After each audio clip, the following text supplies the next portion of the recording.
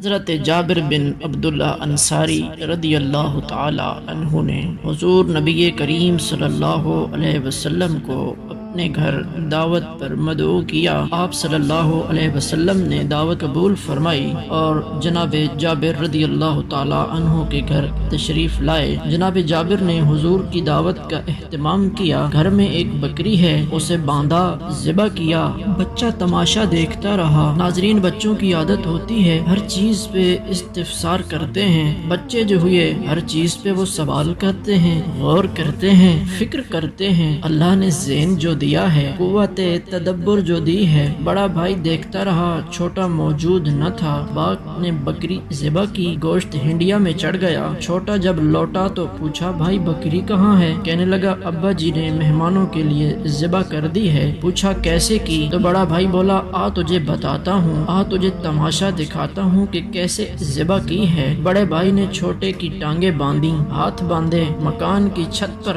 لے گیا، گردن پر چھری پھری، رگے حیات کٹی، لاش تڑپی، نیچے گری۔ بچہ تھا، یہ منظر دیکھا، گوارا نہ کر سکا۔ بڑے بھائی نے بھی چھلانگ لگائی اور دونوں شہید ہو گئے۔ انا للہ و انا الیہ راجعون۔ لیکن صدقے جائیں حضرت جابر رضی اللہ تعالی عنہ کے عشق پر، جنہوں نے نبی کریم صلی اللہ علیہ وسلم کی دعوت میں خلل نہ آنے دیا۔ حضرت جابر نے دونوں بچوں کی لاشیں اٹھائیں، چارپائی پر ڈال دی، اوپر سفید چادر ڈال دی اور بیوی سے کہتے ہیں، تجھے زندگی کے سارے حق معاف کر دوں گا مگر آج چپ رہنا۔ دو بچے ہیں، اگر سرکار کی خوشی ان کے مرنے سے خراب ہو گئی تو ہماری ہر چیز خراب ہو جائے گی۔ ہم بھلا کون ہوتے ہیں بچوں کے باپ بننے والے؟ یہ تو صدقہ ہے ہی کملی والے آقا کا۔ تابعدار بیوی نے جواب دیا، آپ مطمئن رہیے جابر، مجھے یہ پتا ہے کہ دونوں بچوں کو سرکار کی خوشی میں رکاوٹ بنانا یہ تو ایمان کے خلاف ہے۔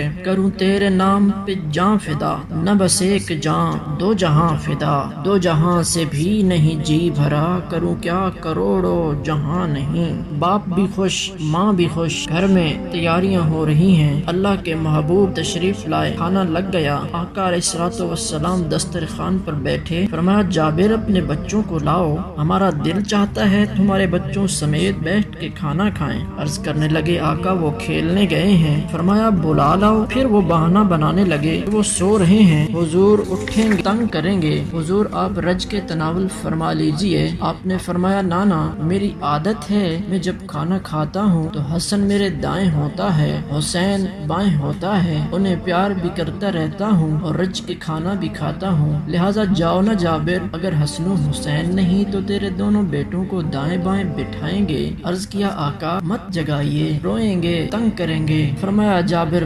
جاؤ اور بچوں کو ہمارا پیغام سنا دو کہ تمہیں آقا نے بلایا ہے۔ حضرت جابر اندر گئے، دونوں مرے ہوئے بچوں کو چہروں سے چادر اٹھائی اور کہا، میرے لال، میرے بیٹا اٹھو، کملی والے نے بلایا ہے۔ بس یہ بات سننی تھی کہ دونوں مرے ہوئے بچے ایسے اٹھے کہ جیسے مرے نہ ہوں بلکہ ابھی نیند سے بیدار ہوئے ہوں۔ دونوں بھاگے ہوئے آئے، سرکار صلی اللہ علیہ وسلم نے ایک کو دائیں بٹھایا، دوسرے کو بائیں بٹھایا۔ بچے کھانا کھانے کے دوران جب باتیں کرنے لگے